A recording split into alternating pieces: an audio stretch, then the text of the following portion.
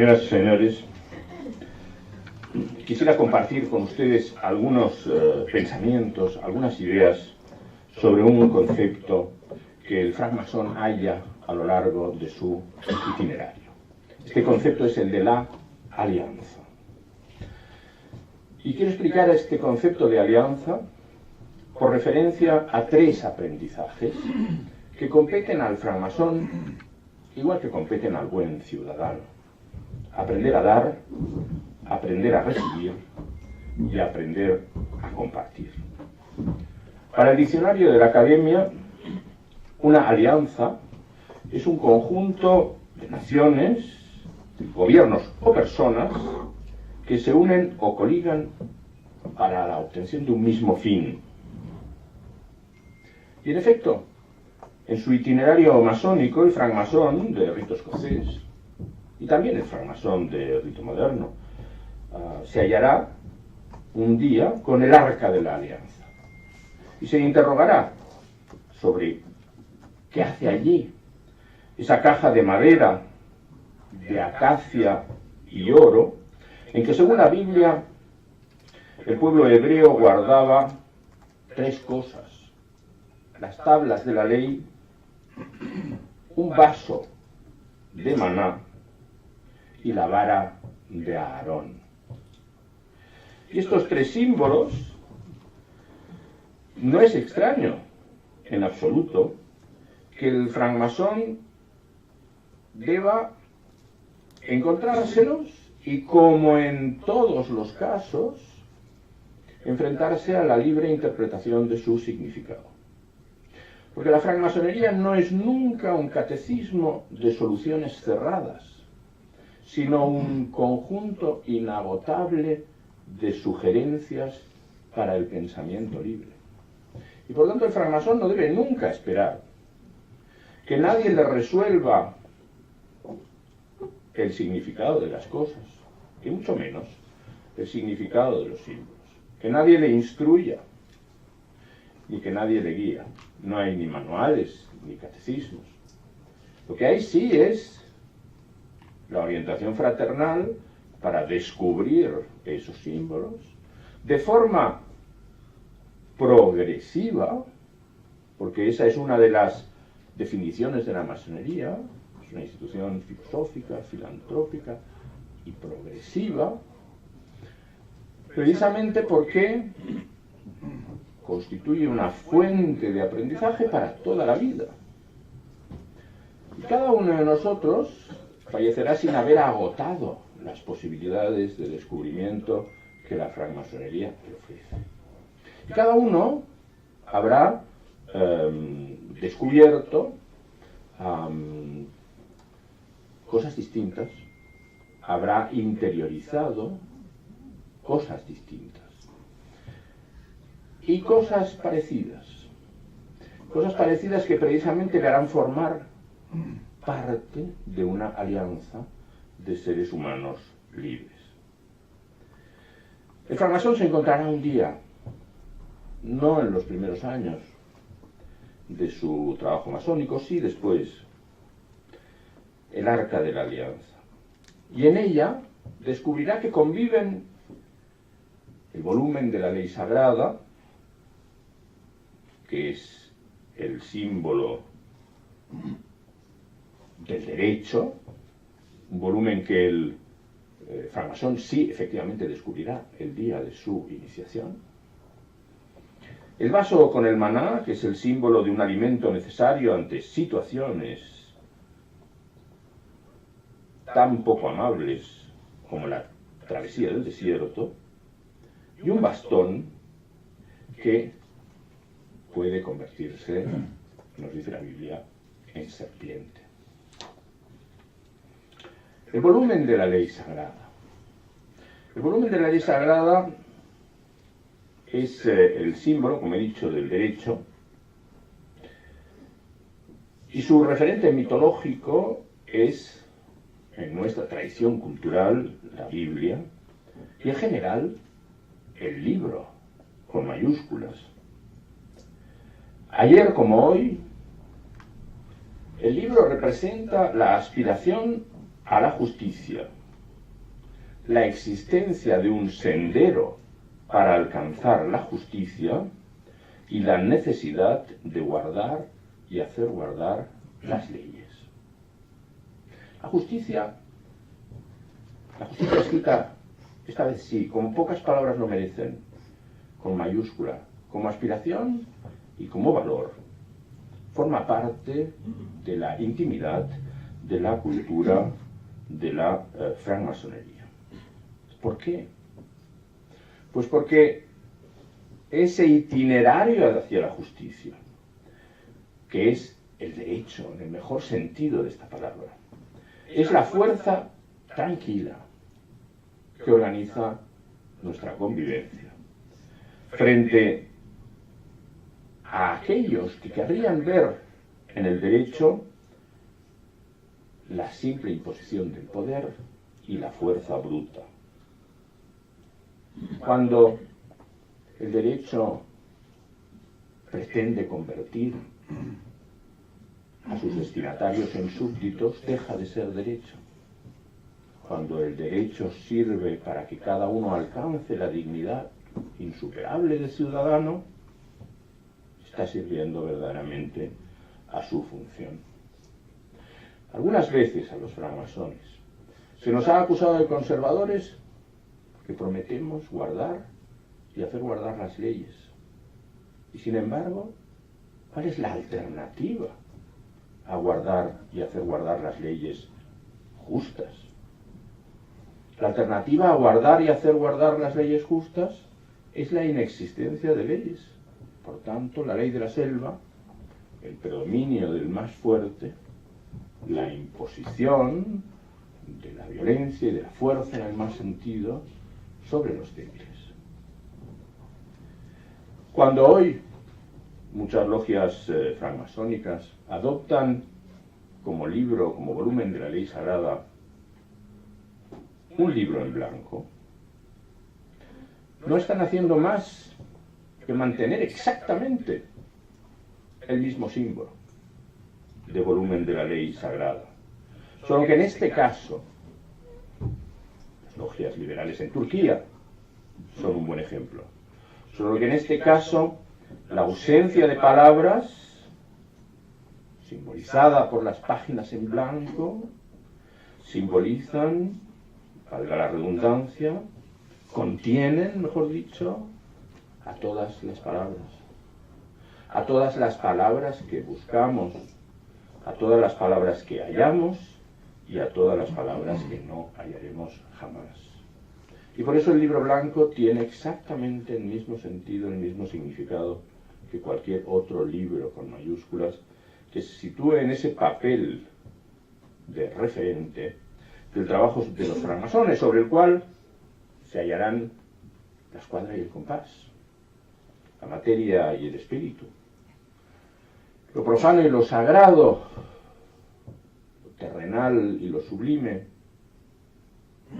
que se hallan siempre en una tensión que el francmasón pretende que culmine en que el compás prevalezca sobre la escuadra, en que el espíritu prevalezca sobre la materia, en que la voluntad y la razón guíen nuestra vida mucho más allá de la ignorancia y la superstición.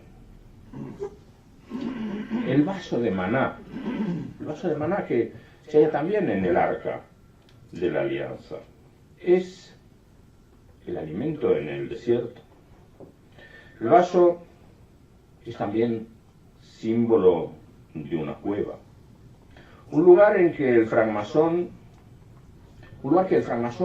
visita el mismo día de su iniciación, en el pórtico de su iniciación. El francmasón se halla solo en la cueva de oscuridad, buscando la luz. Y después el francmasón se volverá a encontrar otras cuevas simbólicas en grados posteriores. En una de ellas descubrirá con sorpresa verbum invenies in ora leones, que la palabra que busca con desesperación se halla en ese momento, paradójicamente, en la boca del león. ¡Qué sitio tan peligroso! Y eso le pondrá de manifiesto de nuevo que cualquier pretensión de cualquier ser humano, que cualquier pretensión de cualquier francmasón, por hallarse en posesión de la verdad, por hallarse en posesión de la palabra, por hallarse en una posición superior a los demás, es vana e inútil. El maná es efectivamente alimento del cuerpo en caso de necesidad, pero el maná es mucho más. Es alimento de la libertad. La libertad no existe, no existiría, no sobreviviría. La libertad no se abriría camino si no existiera una tensión permanente para hacerla posible. La libertad de los francmasones no es una proclamación vacía, es un combate real, caso por caso. Y ese combate por la libertad, ese amor por la libertad, esa lucha por la libertad, está simbolizada en esta dimensión espiritual del maná, como alimento de la libertad. El maná, del maná, se obtiene simbólicamente la fuerza en la búsqueda de la palabra inencontrable, de esa verdad que siempre escribiremos con minúscula, para hacerla compatible con las verdades que hayan descubierto nuestros conciudadanos. Es, como decía hace un momento, la palabra inencontrable la que nos hace concebir un libro blanco o que nos permite construir la libre interpretación de cualquier otro libro. Y finalmente, en el arca de la alianza, hallamos la famosa vara de Aarón. La vara, ciertamente, es un símbolo de poder y de mando. Cuando fui elegido decano de mi facultad, mis compañeros me ofrecieron la vara de mando del decano, que utilicé solo aquel día y que está hoy en una vitrina de la facultad. Pero aprecié que la vara, más que otorgarme autoridad, me exigía un compromiso. Pero la vara, más allá de un símbolo de poder, es también otras cosas. La vara es un instrumento de medida que prefigura el trabajo del arquitecto. Como ha dicho don César Navarro, los masones proceden de la construcción, de los gremios de constructores. Y el arquitecto es clave para que la construcción culmine debidamente. La vara, instrumento de medida, prefigura el trabajo del arquitecto, como decía, pero el arquitecto no será como Aarón de la estirpe de Set, sino de la estirpe de Caín y la Amaviv, mítico arquitecto del templo de Salomón. Aparece en las genealogías del Génesis como descendiente de la estirpe de Caín. Y fíjense cuál era la distinción fundamental entre las dos estirpes. La estirpe de Set era pasiva, campesina. De ella sabemos solo que sus patriarcas vivían 700 años, 900 años, y que tenían miles de hijos. Crecían y se reproducían en la pasividad. Por contra, si leemos unas líneas más abajo, ¿A qué se dedicaba la estirpe de Caín? La estirpe de Caín construye las ciudades, domina el fuego. El personaje de Tubal-Caín equivale en la terminología, en la mitología romana, a Vulcano, que domina el fuego. Y de Tubal-Caín acaba apareciendo Hiram-Abis, el arquitecto del templo de Salomón. La estirpe de Caín es activa, transformadora, reformista, y construye ciudades, espacios en donde espera que un día la gente viva mejor. La vara de Aarón es también un símbolo de la serpiente en la que se transforma. Y el francmasón también llegará un día a conocer la serpiente como un símbolo común y compartido con todas las culturas y tradiciones.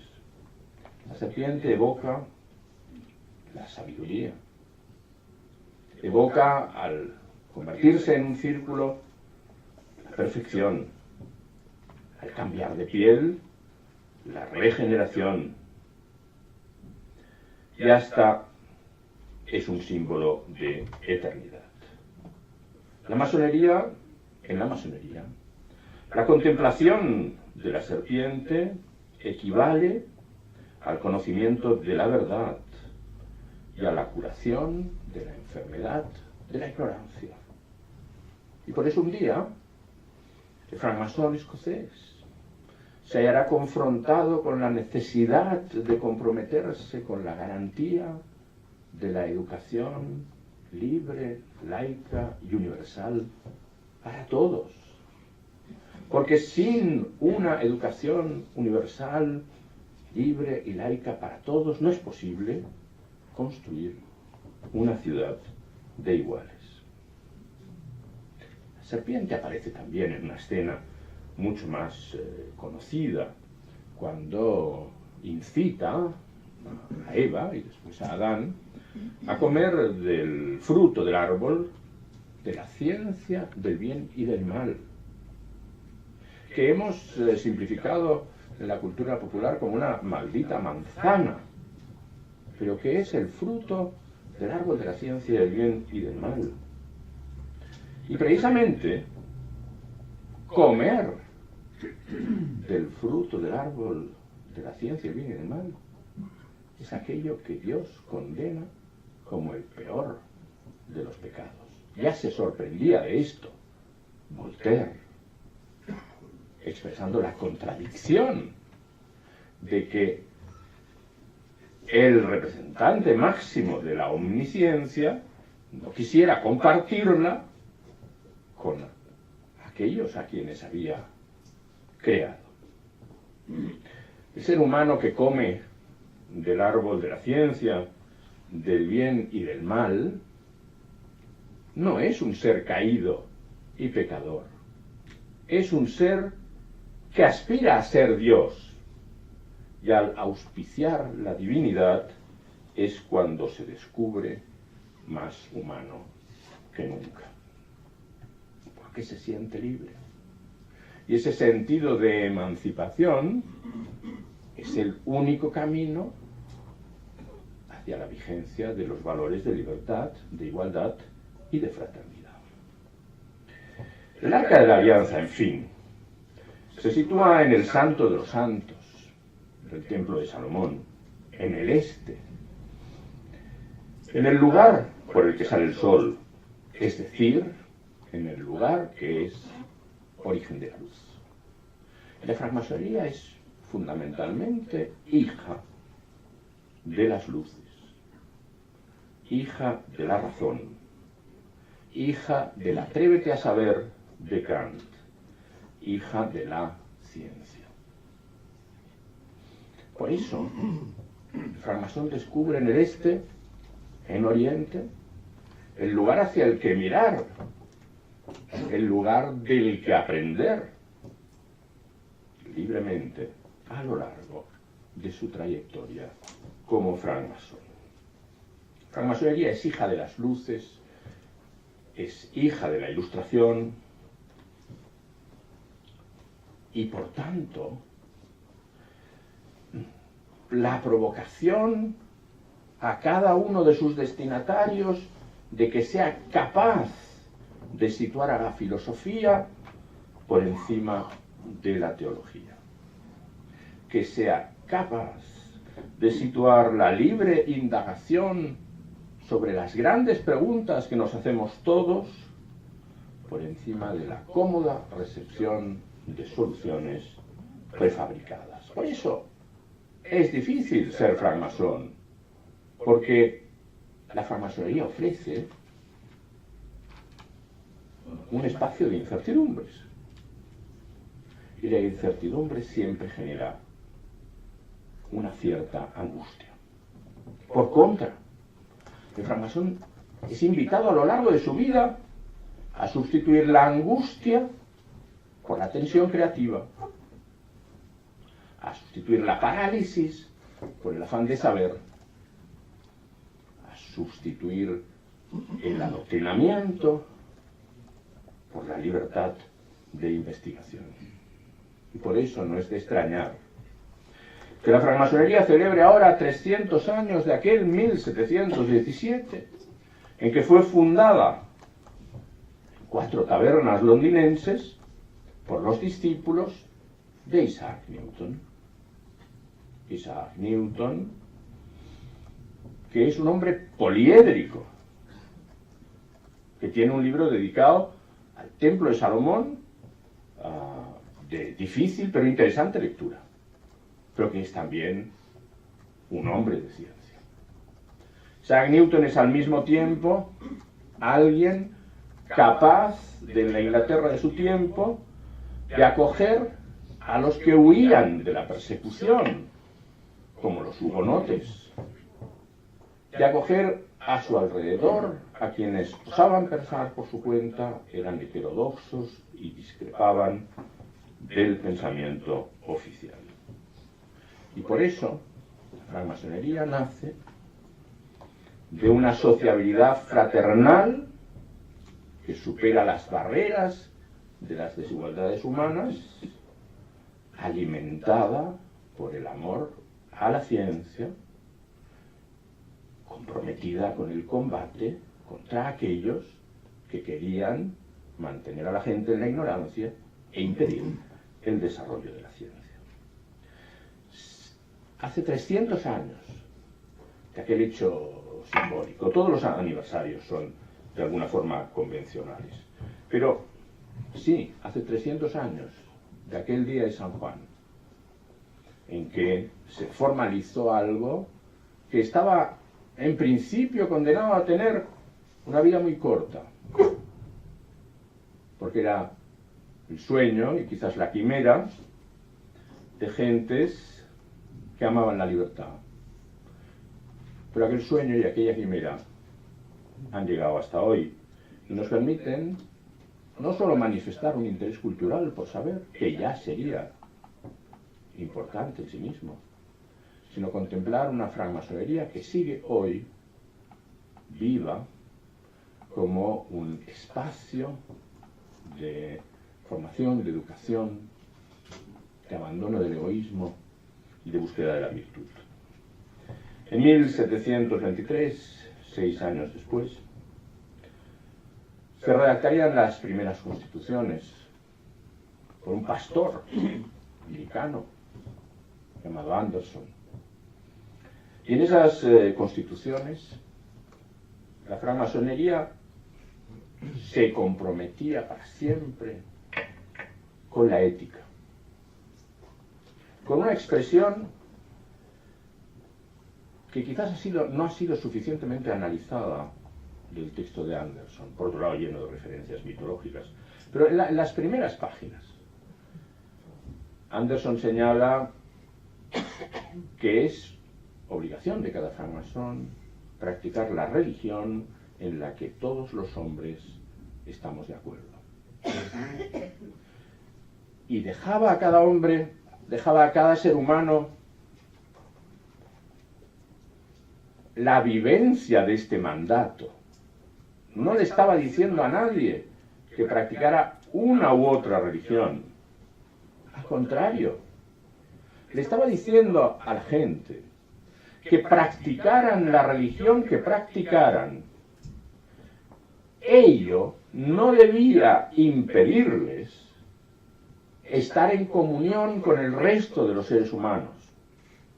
Y que, por tanto, llamaba a todos y cada uno de los francmasones a limitar el ámbito de sus desacuerdos con los demás para descubrir lo que les unía y marginar lo que les separaba. Y lo que une al conjunto de los seres humanos y que constituye el mensaje de la francmasonería, que quiere construir una alianza, es el descubrimiento de unos valores susceptibles de ser compartidos universalmente. Por eso, la francmasonería rechaza cualquier solución que segregue a los seres humanos por sus convicciones y les condene a vivir de una determinada manera. Y reconoce a cada ser humano el derecho a ser libre, a buscar y a seguir sus propias convicciones en un contexto de igualdad que antes de finalizar acabaré definiendo como de ciudadanía universal.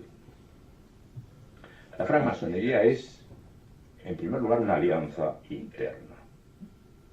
Una alianza interna entre los hermanos y las hermanas basada en el respeto a la libre interpretación de los símbolos, la vida sugerente de los símbolos vertebrada alrededor del rito y de los rituales, que son invitaciones al pensamiento, y también espacios que se alejan del fragor de lo cotidiano para permitirnos escuchar al otro, aprender de él y pensar sobre nosotros mismos. La francmasonería es una alianza interna de sociabilidad fraternal, de hermanos y hermanas que desean compartir una parte de su vida, que están bien juntos, comprometidos con el libre pensamiento, con la defensa de la autonomía moral, por tanto, con esa tensión también de liberarse de imposiciones exteriores para ser verdaderamente ellos, y finalmente comprometidos también con el apoyo mutuo, con el ayudar a aquel que lo necesita, en primer lugar, entre los propios hermanos. Pero la francmasonería no solo es una alianza interna, porque entonces se quedaría en una mera fraternidad de socorros mutuos. La francmasonería es sobre todo el corazón de una gran alianza universal que pretende que la humanidad esté guiada por unos objetivos, esté estructurada a través de unas condiciones de vida y permita de una forma eficiente el derecho de cada persona a la felicidad, con todo lo que esto comporta. E intentaré describir algunas de estas consecuencias. Y lo intentaré hacer por referencia a esos tres aprendizajes que creo que constituyen una de las grandes propuestas masónicas. Aprender a dar, aprender a recibir y aprender a compartir. Aprender a dar. Miren, no existe una vía iniciática masónica sin disposición a la entrega. Si alguien pretende ser francmasón sin ser capaz de ofrecerse a los demás, es mejor que no lo intente.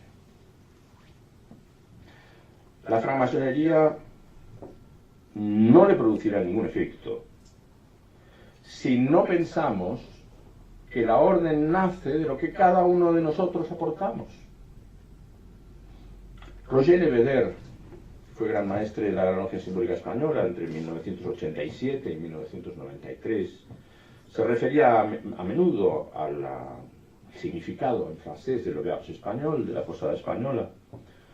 Los franceses, la posada española sería un lugar en donde no hay nada más que lo que el viajero lleva.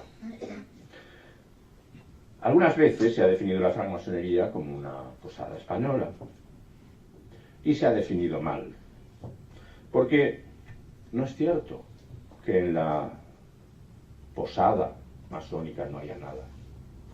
Lo que ocurre es que podría no haber nada, porque ¿qué es lo que hay? En la posada española, como decía Roger, hallamos lo que los demás han dejado para que nosotros lo encontremos. Y para que cada uno de los francmasones encuentre algo, indudablemente cada uno de nosotros ha de haber dejado algo de sí mismo. Nosotros, cada uno de nosotros, cada yo individual y concreto, contribuye al buen funcionamiento de la francmasonería con lo que deja, porque eso, al hacerlo los demás, permite que nosotros encontremos lo que buscamos. No hallaremos nada si no hemos dejado algo. No seremos capaces tampoco de descubrir nada si previamente no hemos abandonado algo. ¿Y qué es dar? Dar, en primer lugar, es darse. ¿Y cómo nos damos? Dejando lo profano a la puerta de ingreso en ese espacio sagrado que es la francmasonería. Lo profano y lo sagrado concebido, desde una perspectiva estrictamente filosófica, como el tránsito desde el combate por nuestros propios intereses a la capacidad de dedicar una parte de nuestro tiempo a pensar en los intereses de los demás y en los intereses colectivos. Dar en ningún caso es regalar. Y dar no es en ningún caso la búsqueda de justificaciones para tranquilizar nuestra mala conciencia. Nos estaríamos equivocando mucho si pensáramos que el gesto simbólico de dar lo que nos sobra es el dar que la francmasonería pretende transmitir a ella misma y al resto de la sociedad. Porque es evidente que no existe dar sin sacrificio. Dar es perseguir la virtud para conocernos a nosotros mismos como pórtico para conocer al otro. Sin esa voluntad de dar, jamás seremos capaces de comprender al otro, sino que el otro seguirá estando allí, lejos, incomprensible, e incluso molesto. La molestia por el otro, que ha existido siempre, vecino de arriba toca el piano hasta las 4 de la mañana y no nos deja dormir, no puede tener como respuesta el odio, tiene que tener como respuesta el pacto. Y el pacto solo puede nacer de la coincidencia de generosidades. Dar, en mi opinión, es escudriñar la mirada del otro desde nuestra mirada transparente, una mirada transparente que permita que el otro nos conozca. Dar, por tanto, no es fácil. Hemos de aprender a dar. Y este es uno de los aprendizajes de la francmasonería, que ya empieza a aparecernos en este esbozo de fundamentos, ya empieza a aparecernos algo más exigente que social, más comprometido que lúdico. Y esto implica que nuestro dar y nuestro darnos sirven a la construcción de una alianza universal. Una alianza universal que empieza de lo más particular de nuestra vida familiar, de nuestra vida profesional, de nuestro comportamiento con aquellos que tenemos más cerca, con aquellos que nos mandan y con aquellos que nos obedecen, y que sigue por la relación con nuestros hermanos en la francmasonería, que es la relación más sagrada y más importante, porque es el laboratorio en el que ponemos en el que experimentamos si ese aprendizaje masónico está o no calando en nosotros. Dar, pasa por entender la obediencia como convicción y no como sumisión. Y pasa también por la muerte del tirano, pequeño o grande, que cada uno de nosotros puede llegar a ser. Aprender a recibir, en segundo lugar. Aprender a recibir solo es posible si antes hemos aprendido a dar. Aunque cronológicamente en el tiempo hayamos podido recibir muchas cosas antes de haber sido capaces de dar. Recibir, les propongo que piensen conmigo, es igual o más difícil que dar. Recibir supone una responsabilidad de hacer todos los esfuerzos para que lo que recibimos sea eficaz y eficiente, para no malbaratar lo que recibimos. Y recibir supone también ser capaces de devolver. Y para eso tenemos que haber aprendido a dar. Recibir por recibir, sin pensar en devolver, es un sentimiento egoísta incompatible con la dimensión altruista insustituible en la construcción de una ciudad para todos. Recibir, en mi opinión, no es un derecho incondicional. Recibir es el resultado de un pacto con quienes nos dan, que no es sólo dar virtualidad a lo recibido, ser extraordinariamente responsables de lo que hemos recibido. No hace falta llegar, como una colega mía de Derecho Financiero y Tributario, a su actitud de devolver lo que ha recibido de la sociedad, que fue la beca para estudiar la primaria, la beca para estudiar la secundaria, la beca para estudiar la carrera, la beca para hacer el doctorado, la beca para hacer los estudios de postdoctorado. Fue una estudiante brillante que recibió mucho dinero, dice ella, del contribuyente, y ahora dice, si me equivoco en la declaración de renta, me equivoco a favor del fisco.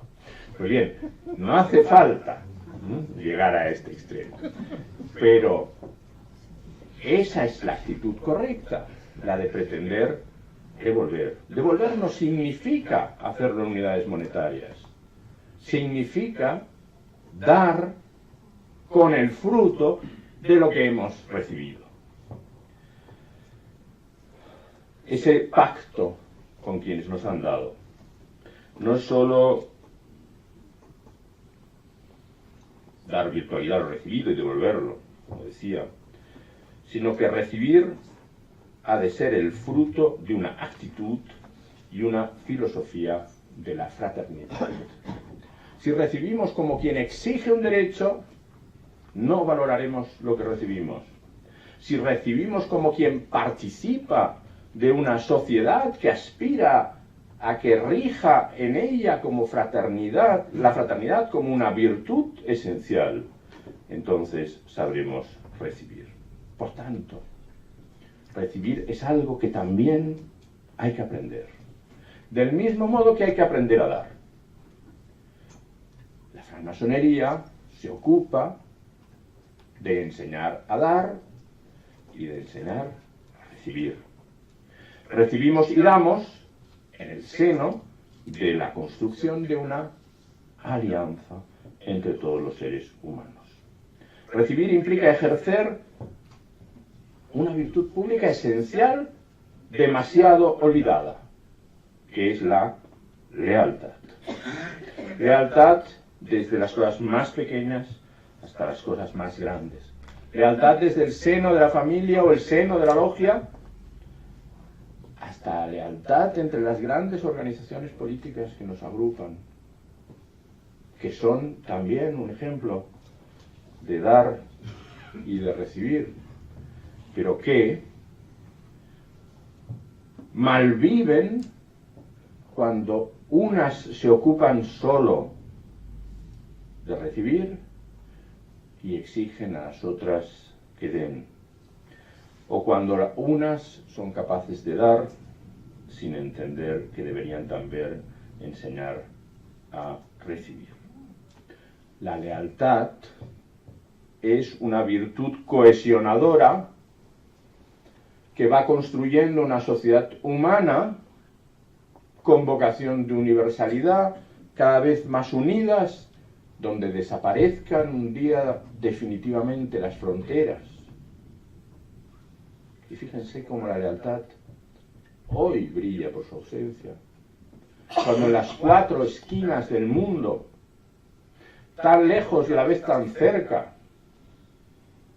queremos levantar muros físicos o mentales o virtuales o jurídicos para que el otro deje de interrumpir el aburrido curso de nuestras vidas.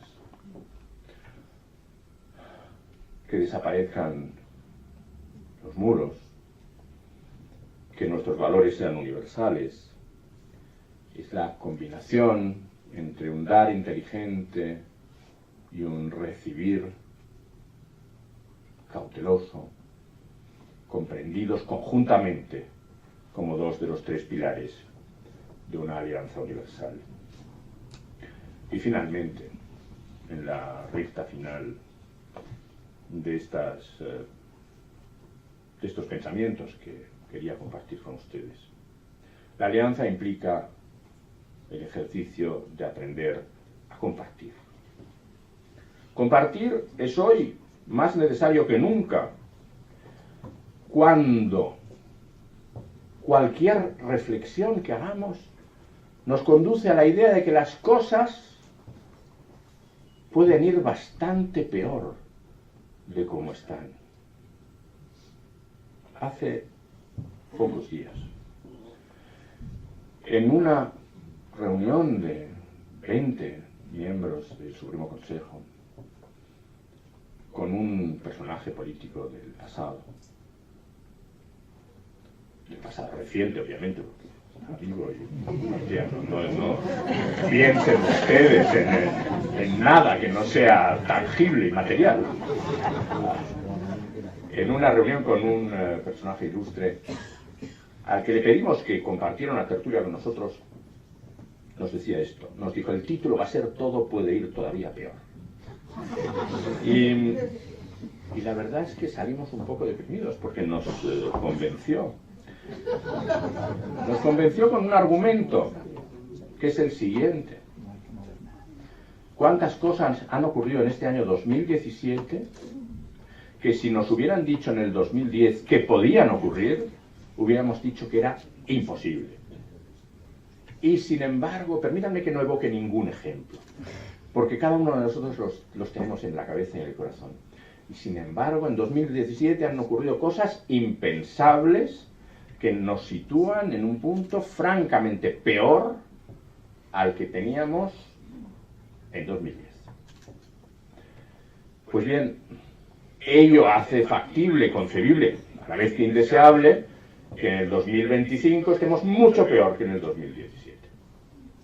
Y desgraciadamente hay un montón de indicios que señalan que efectivamente esto es posible. Pues bien, el combate para que las cosas no vayan peor de la francmasonería es aprender a compartir. Aprender a compartir lo que sabemos. que no tenemos derecho a guardarlo solo para nosotros. Aprender a compartir lo que ignoramos. Confesar sensatamente todo lo que no sabemos. Es más, sabemos mucho menos, ignoramos mucho más de lo que sabemos.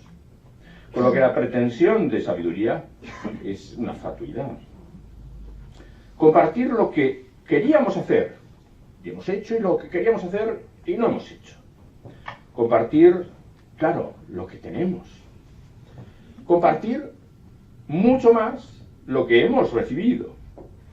Yo antes me refería a esto como un devolver. Porque no es devolver a quien nos lo ha dado, es dárselo a quien lo necesita. Es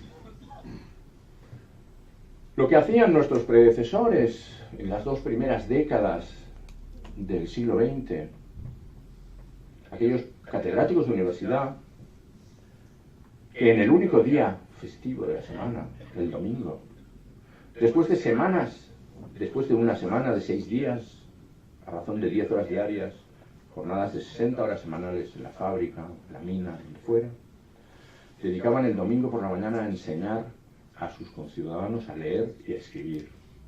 Eso es devolver. Y devolver es enseñar, obviamente, a quien no sepa leer y a escribir, pero también es enseñar a pensar, a construir, a actuar, a autogobernarse. Compartir nuestro mundo en paz con quienes huyen de la guerra y de la barbarie. Dejar de cerrar los ojos al gravísimo problema de los refugiados. Nuestros mayores fueron refugiados y encontraron dónde ir y estuvieron bien. Y hoy somos especialistas en aceptar teorías terribles sobre por qué razón fundamental no debemos acoger a nadie, transformando el egoísmo más radical en excusas de baja estofa y en construcción de barreras para no ver que en el mundo hoy hay más gente que sufre que gente que vive en la tranquilidad. Compartir nuestros valores para construir una ética universal compartida. Hemos de renunciar a esa idea de que cada uno viva a su manera porque es mejor, y mejor que se queden en donde están, y mejor que no sepamos lo que hagan, y mantenerlos en el aislamiento, y eventualmente, si tenemos alguno viviendo cerca, encerrarlo en algún barrio que no nos lo encontremos jamás. Hemos de abandonar estas teorías que segregan el mundo, que incluso justifican que haya sociedades con escalas de valores distintos, para ser capaz de entrelazar nuestras culturas y construir unos valores universales, unos valores compartidos. De la misma forma que esto ha ido ocurriendo durante los 200 años, los últimos 200 años, de la misma forma que esto ha ocurrido durante los últimos 3 siglos en el seno de la francmasonería. La misma idea de los derechos humanos nace de un autor, Thomas Paine, perdido en la campiña inglesa, que tiene que exiliarse a los Estados Unidos, mientras en el resto del mundo se pensaba que este era un invento infernal destinado a confundir a los fieles, a las fieles ovejas conducidas por pastores que pretendían que siguieran todos en la ignorancia y en la superstición. Y sin embargo hoy tenemos una Convención Europea de los Derechos Humanos con una jurisdicción internacional que se impone sobre la soberanía de los Estados. Y fíjense en el Brexit, uno de los puntos clave que no tiene que ver con la salida de la Unión Europea es hacer inaplicables las sentencias del Tribunal de Derechos Humanos del Consejo de Europa en Inglaterra, salvo que una sentencia inglesa conceda el exequatur, la homologue, la haga vigente. Y en Rusia ya hay un caso de no aplicación de las sentencias. Es el fin, es el principio del fin. Digamos lo más optimista, podría ser el fin si no lo evitamos, de la vigencia de los derechos humanos en el conjunto de Europa. Y si aceptamos esto, entonces, ¿qué no vamos a aceptar en el resto del mundo? El esfuerzo de la francmasonería es estar en el corazón de la construcción de unos valores compartidos y universales. Dar y recibir, los dos primeros aprendizajes, se realizan plenamente en el compartir. Dar, recibir y compartir nos conducen a la creación, a la solidificación, a la fuerza de una alianza universal a la que no podemos renunciar. Una alianza que cree en el ser humano, que cree en la sociedad, que cree en el derecho, que vive de la fuerza de la libertad, de los riesgos de la libertad y del precio de la libertad. Porque efectivamente, la libertad, al ser ejercida, genera el riesgo de ser mal utilizada. Y por eso hay tanta gente que tiene la tentación de suprimirla. Dice, no os preocupéis, ya resolveré yo. Ser libres es un peligro. Y para que no os equivoquéis, ya os explico yo lo que tenéis que hacer. Si además, mientras tanto, robo todo lo que puedo para llevármelo a mi casa, es un complemento casi imprescindible de todos aquellos que se creen mesías, directores de un pueblo, de una nación, de un grupo o de una confesión. La libertad efectivamente tiene sus riesgos, tiene el riesgo de equivocarse, tiene el precio altísimo que pagar de ser capaz de ser ejercida en el marco de unos límites definidos por unos valores compartidos. Por eso hay que aprender a ejercer la libertad, por eso la francmasonería es una escuela de formación de ciudadanos, que quiere la construcción de una alianza orientada al final, por otro concepto clave que el francmasón hallará en algún momento de su itinerario. Esa idea de la que hemos hablado tanto, tan poco comprendida, pero tan esencial, es la prevalencia en todos los ámbitos del amor. Y de ese combate por el amor, es de lo que estamos hablando cuando celebramos 300 años, el tricentenario de la francmasonería, creada un día inspirado, un día histórico, en el Londres de principios del 18. Gracias a todos.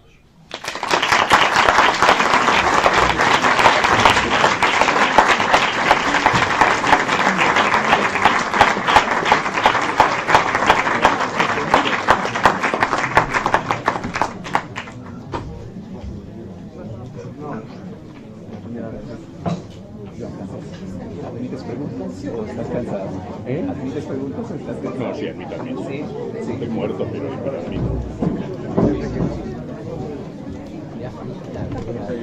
Disculpad un segundo, que estamos emitiendo y hay que hacerle preguntas al doctor Pon. Disculpad un segundo, por favor, 5 minutos. Y luego de estos 5 minutos hacemos un receso de 15 minutos. Dentro de 15 minutos empezamos. 5 minutos para las preguntas. Bueno, no hay que hacerle a ellos, pero se pueden hacer. Eso, sí, que se puede. Sí. Te pregunto yo. Sí. Doctor Carrillo. Gracias. Permítame que haciendo la gente. Sí, buenas tardes. Perdón, silencio. Gracias. Como ustedes saben, estamos emitiendo este evento. Entonces tenemos mucha gente conectada no solamente en España, sino en América Latina. Entonces una persona precisamente de las que está conectada escuchando la exposición preguntaba si la masonería efectivamente proponía un modelo de sociedad por ejemplo, a través de la actualización permanente de sus mitos. Hay 3 preguntas, si quieres te las hago. Sí, todas. Sí, a través de la actualización de sus mitos. Posteriormente alguien en Mendoza preguntaba si la masonería contempla contempla algún tipo de programa que implique el derribo de las fronteras nacionales, ¿no? Supongo por todo lo que se ha comentado. Y finalmente, también como el primero de México, preguntaba si esto del recibir del compartir, es una especie de programa de la masonería para individuos y sociedad, es decir, si estamos hablando de algo que sea homologado a nivel político, que sea homologable a nivel político. Esas son.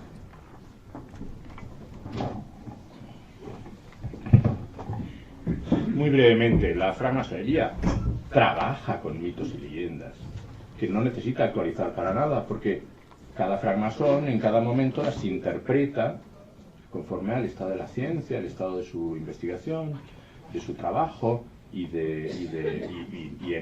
no solo, sino en compañía de sus hermanos o de sus hermanas de logia. Este es un elemento esencial. El francmasón no está solo, está en una logia, se encuentra con hermanos y hermanas con los que convive e investiga y aprenden los unos de los otros. Por tanto, los mitos y leyendas son referentes que sirven para aprender. De la misma forma, tuve una discusión hace 2 meses sobre el Quijote entre un catedrático de literatura y yo, que me dedico al derecho financiero.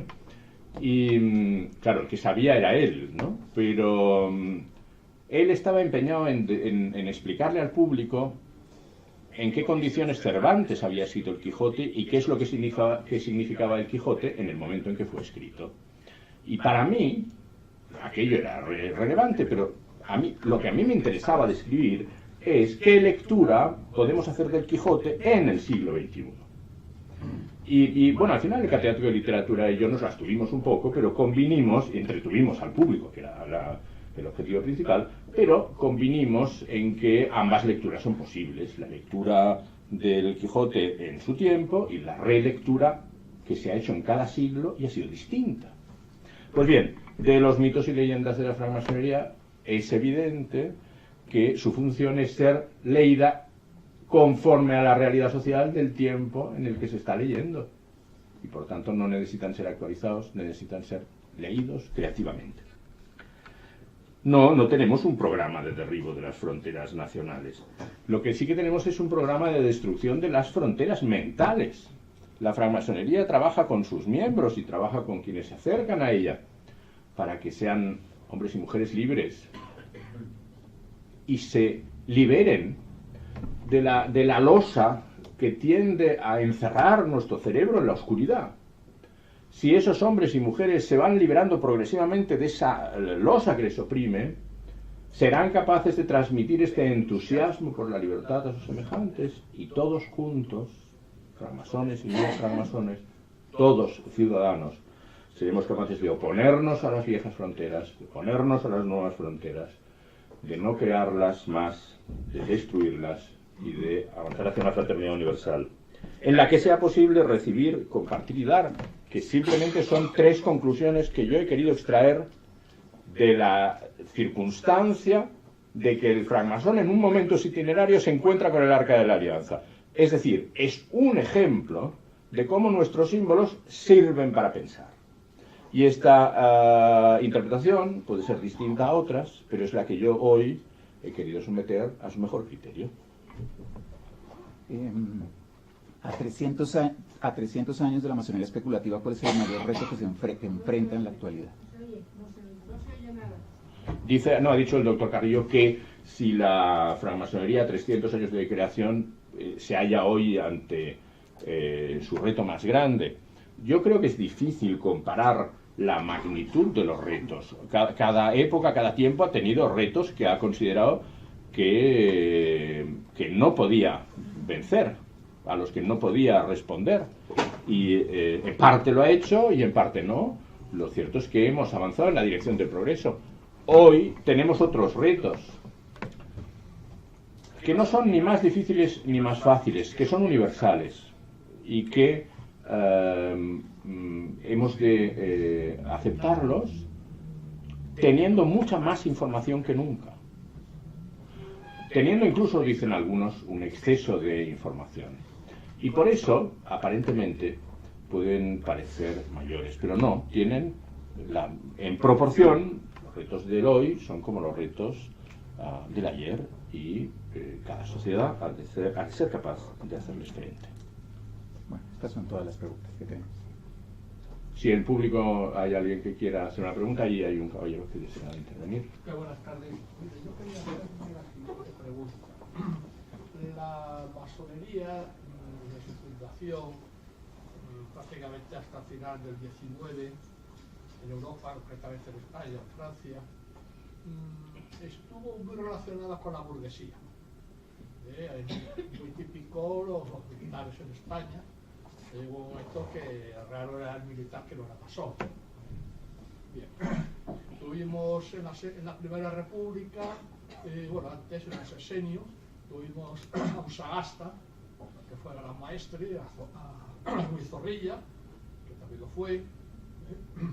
Bien, todos estamos pasando esa etapa de la burguesía, tanto en Francia como en Alemania, en dos sitios, donde, digamos, esa burguesía, ese nivel de gente con cierta educación, con profesiones y tal, que es donde estaba extendida. No me refiero a María Antonieta, que en la nobleza no sé por qué era toda masón, esto es una cosa muy curiosa que escribe una carta a su madre, ¿verdad? Pero ya me refiero a la burguesía del 19.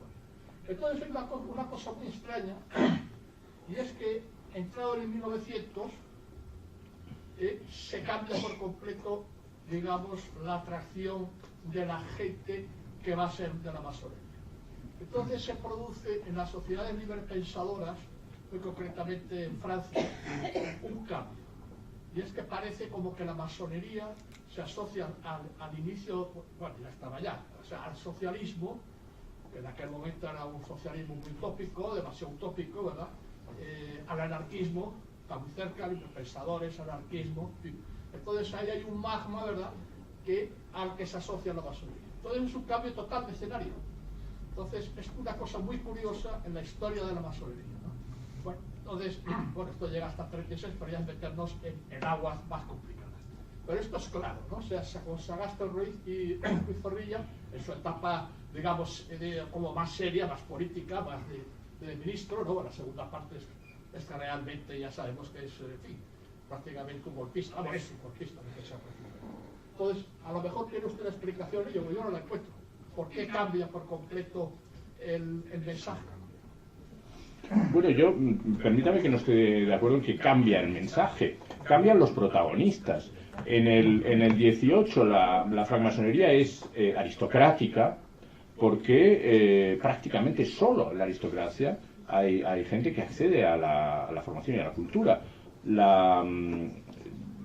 Alguna vez he leído que en los salones de las damas de París, la mujer tiene un papel protagonista en el cambio social, y he leído también unas críticas diciendo eran muy pocas. Claro, ¿cómo iban a ser muchas? Es que las cosas se pueden mirar con el vaso medio lleno o medio vacío.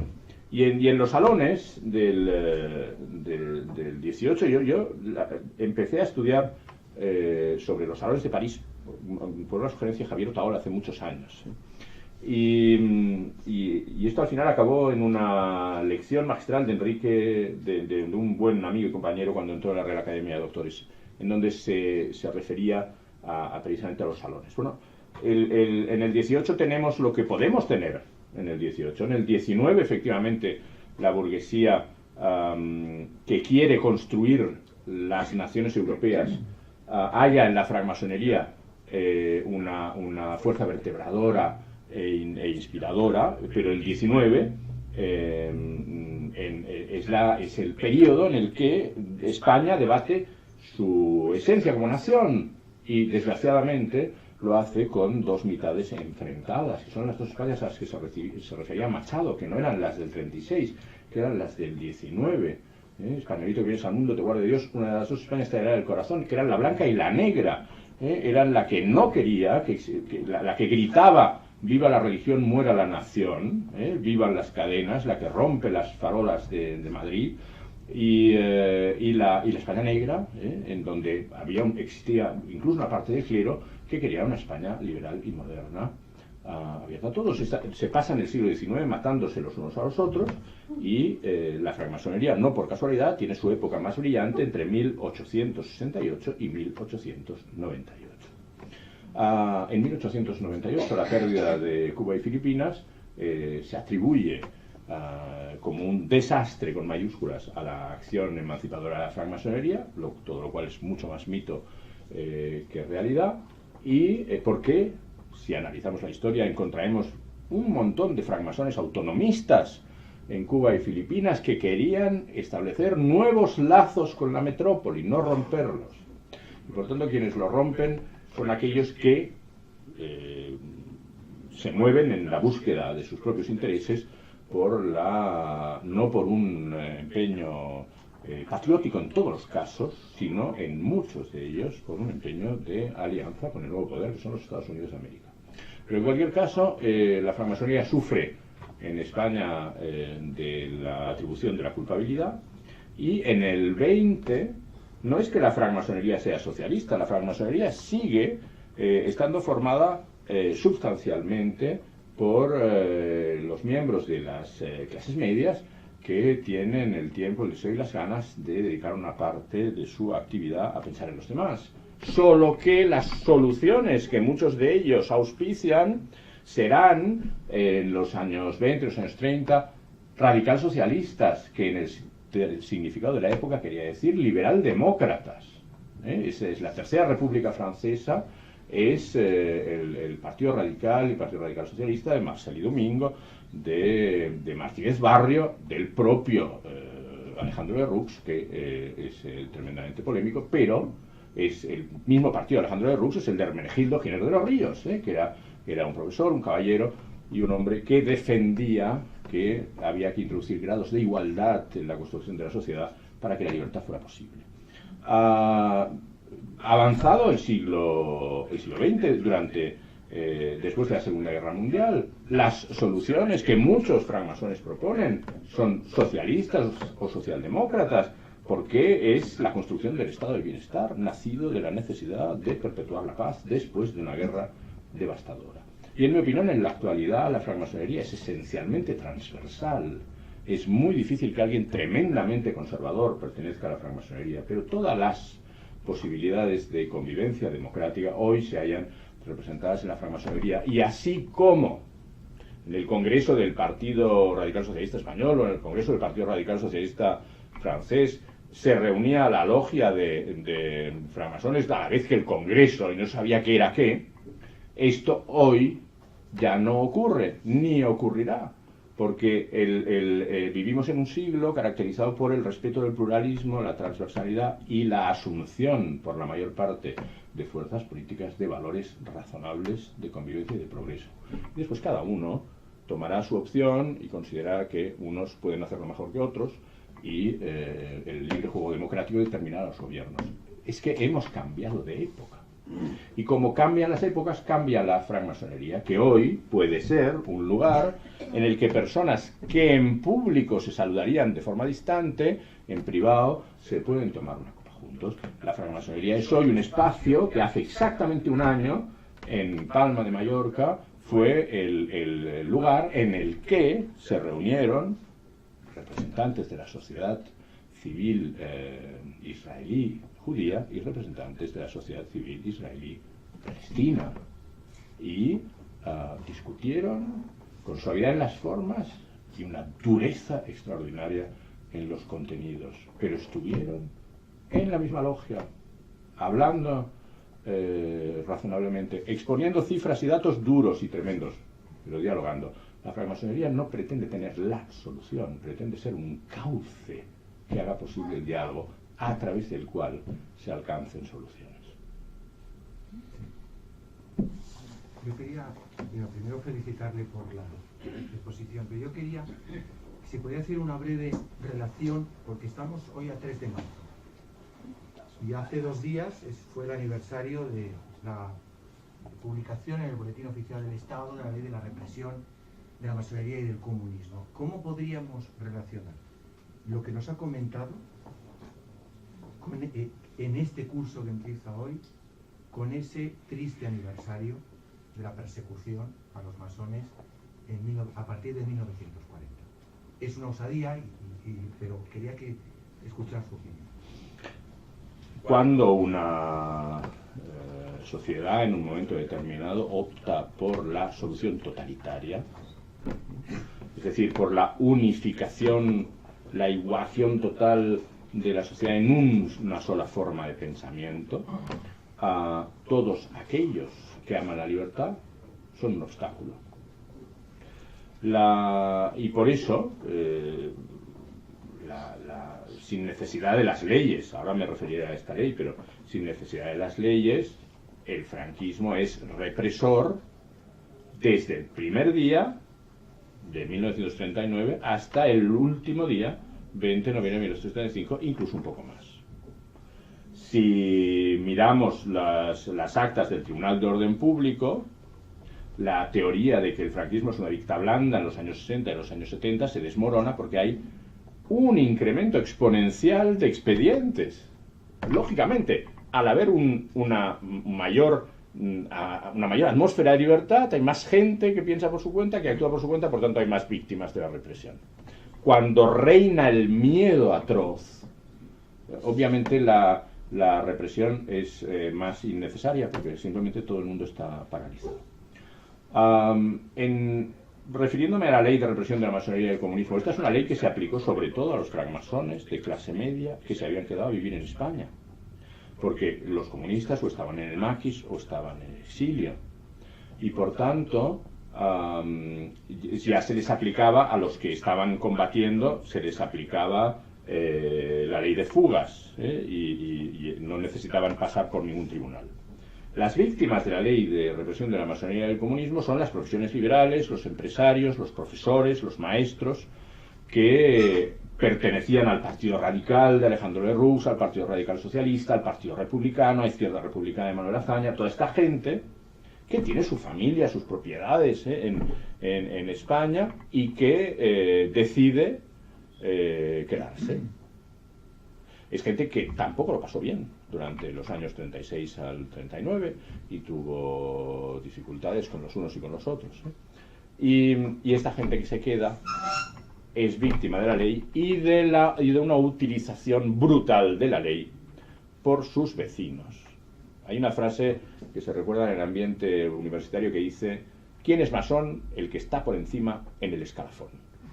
Por tanto, esto explica que, según los historiadores, durante la Segunda República hubiera unos 5.000 masones en España y que en el archivo de Salamanca haya 70.000 expedientes. Una parte de estos 70.000 expedientes son a gente que ya había fallecido en los años 30.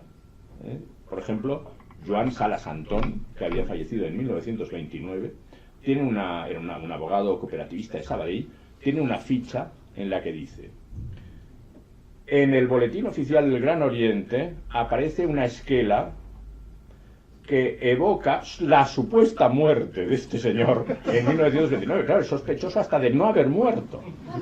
Entonces, el archivo, a veces, el archivo siempre da mucha pena, el archivo de Salamanca, y cuando lees las retractaciones a las que sufrieron los hermanos, que fueron vejaciones que tuvieron que hacer para salvar a su familia, sus vidas y sus haciendas, sales deprimido y triste y muy enfadado. Pero a veces hasta te hacen reír las tonterías que ponen, porque se meten hasta en los grados que tenía la gente, en cuál es la sospecha de que hubiera sido francmasón. Un día se encontró en una cafetería con no sé quién, pero bueno, que son las declaraciones de los vecinos. Es decir, la envidia nacional hace que la ley de represión sea más furibunda que la propia ley en sí misma. La ley de represión de la masonería y del comunismo no generó sentencias de muerte. Este es un debate reciente. ¿Por qué? Porque a los francmasones los mataron durante la guerra civil.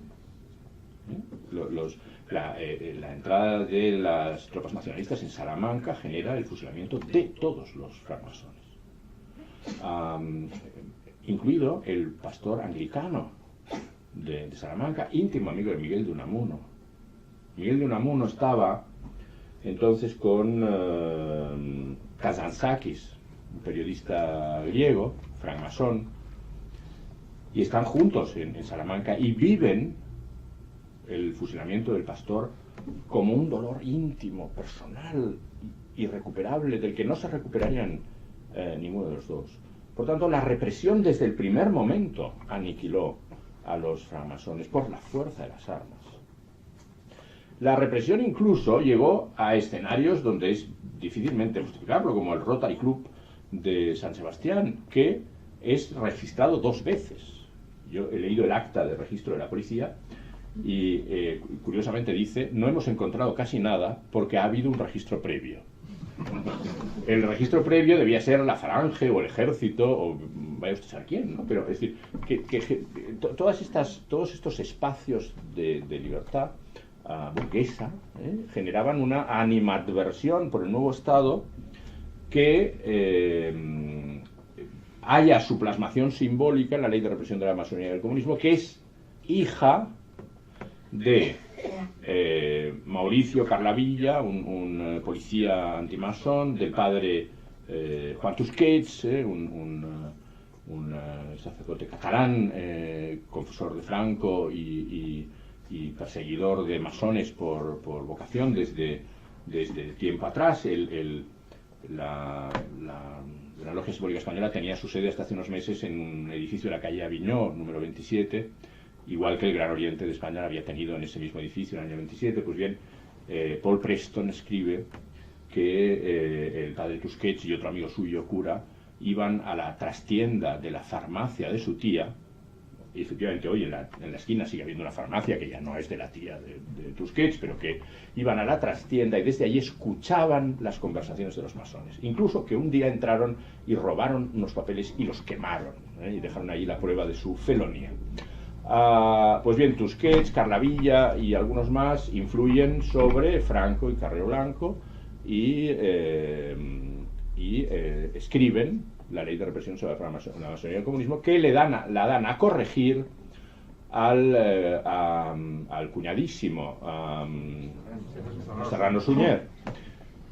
Y Serrano Suñer la corrige de su puño y letra, y el borrador lo conserva en su casa y se lo regala a su biógrafo, Ignacio Merino, décadas después, quien tuvo la gentileza de regalarme una fotocopia. Y por tanto, es algo que he visto directamente. Por tanto, en el núcleo del pensamiento más totalitario, a pesar de lo poliédrico que era Serrano Suñer, pero una de sus dimensiones es brutalmente totalitaria. En el núcleo del pensamiento totalitario está esta persecución por la masonería que lleva a Serrano a corregir personalmente la ley. Eso forma parte